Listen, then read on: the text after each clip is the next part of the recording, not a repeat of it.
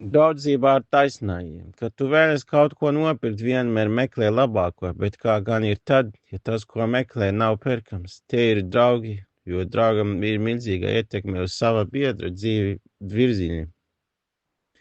Pravietis sallallahu alaihi wasallam mieres un svētība, lai ir ar viņu, teica, cilvēks ir sava drauga reliģija, lai tad kāds no jums paskatās, ar ko viņš draudzējās. Šarijā ir pavēlējies draudzēties ar taisnājiem, kā ir teikts hadītha, nedraudzēs izņemot ar ticīgo. No draudzībā ar taisniem vienmēr būs labums, kāds padoms, ieteikums vai noderīga zināšana. Taisn draugs ir kā smaržnesējs. Vai un viņš tev ko uzdavinās, vai nu novīna nopirksi, vai vismaz sajutīsi patīkamu smaržu. Viņi ir labs piemērs saviem biedriem, un viņa sabiedrība ir iemesls grēku piedošanai.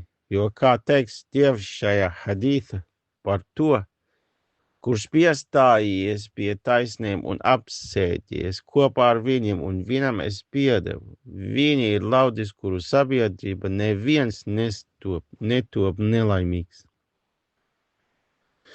Draudzība ar viņiem iemesls Allaha mīlestība, jo Dievs teica, mana mīlestība pienākas tiem, kas mīl viens otru manis dēļ, kas sēž kopā manis dēļ.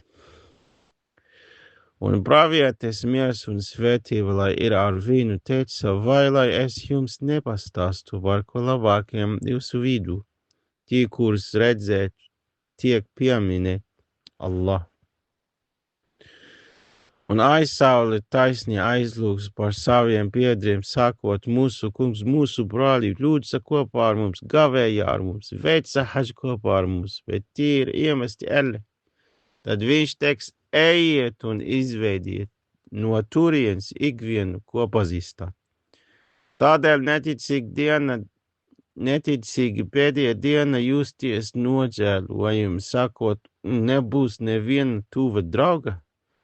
Kā tāda teica pie Dieva, viņi saprot, ka, ja draugs ir taisnīgs, tas nāks par labu, tāpēc turi viņu sabiedrību, jo tā ir glābšanas tiesas diena.